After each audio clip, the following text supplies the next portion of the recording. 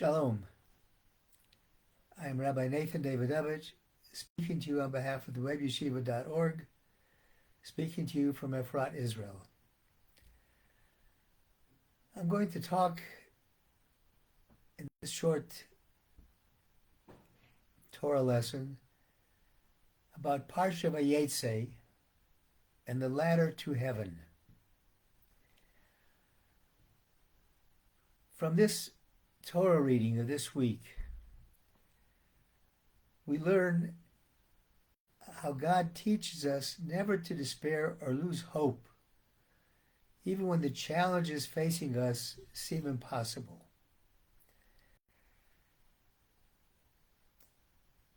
In this week's Torah, we see that Jacob is fearful of his life from his brother Esau, because his brother wants to kill him. So he's leaving. He's leaving his house, leaving Eretz Yisrael, and going to Haran, to his relatives in Haran, which are outside of Eretz Yisrael. And as he's traveling along, the sun suddenly sets, not at the appropriate time, but before the time, and he had no option but to go to sleep. So he lay down to go to sleep, and he had a dream. And the Torah says, Vayachlom, he dreamt, V'hinei sulam mutzav arza, V'roshe magia shemaima. The ladder, there was a ladder in this dream, and the bottom of the ladder was on the earth, and the top of the ladder reached to heaven. And he saw, V'hinei malachi Elohim olim v'yordim bo. He saw the angels of God going up and coming down this ladder. So the great commentator Rashi says, when it talks about the angels, it says that the angels of Eretz Yisrael that protected him when he was Eretz Yisrael were going up to Shemaim. They couldn't leave Eretz Yisrael. And the angels of Chutz La'aretz, the place outside of Israel, were coming down. Yaakov was very worried. He is, up until this time, only lived in the house of Yitzchak, his father Isaac and Rebekah, a house of Torah, house of good deeds, mitzvot. And now he's going to another world, so to speak.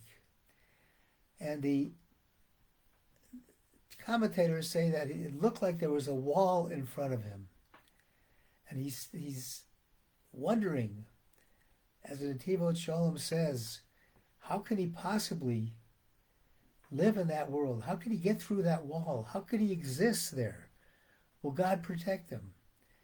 And then the sentence, the Torah continues, and it says, in this dream, Hashem nitzav elav, God was standing over him, Vayomer, and he said, I am God, the God of your father, and the God of your grandfather Abraham, the God of your father Yitzchak, and the land that you're on, I will give this to you, and refer to the whole land of Israel, and to your children, your descendants.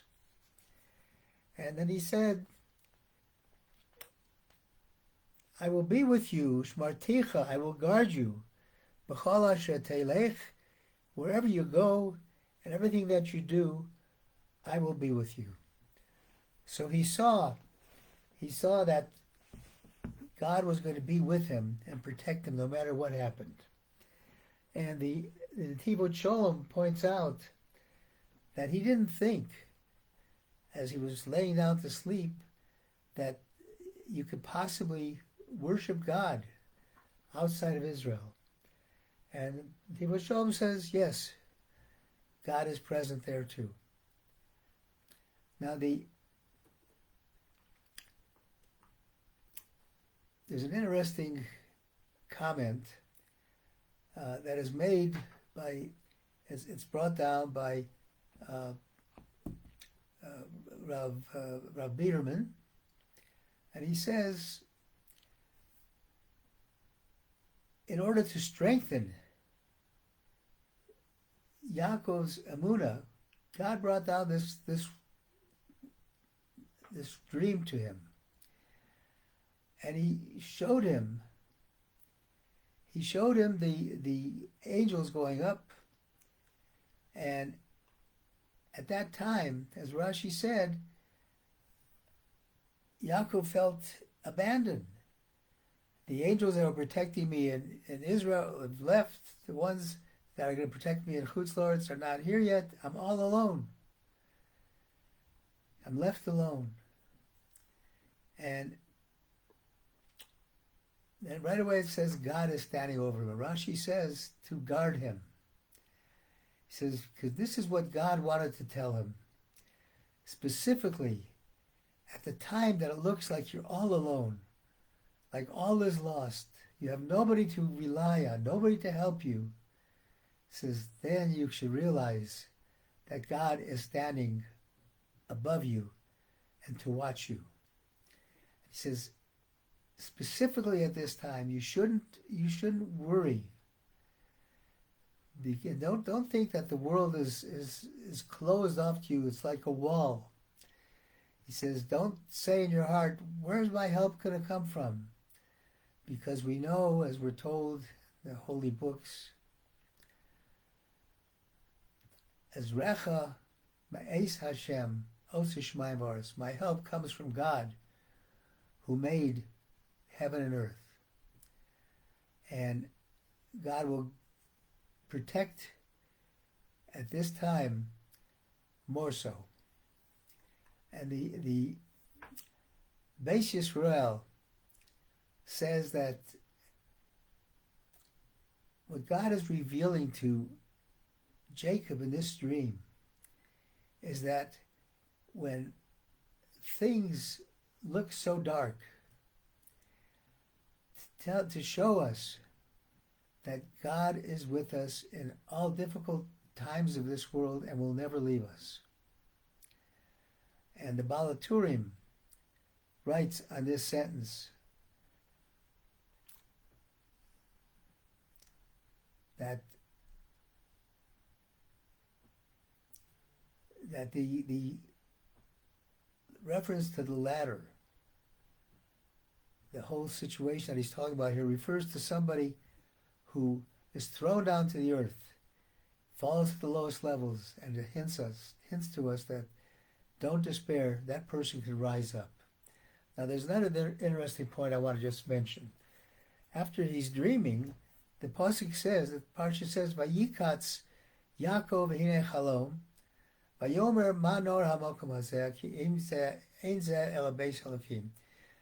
Yaakov says, after he woke up, this place is nothing other than the place of heaven, the house of God, because it was the place where the Beis Hamikdash would be destined to be.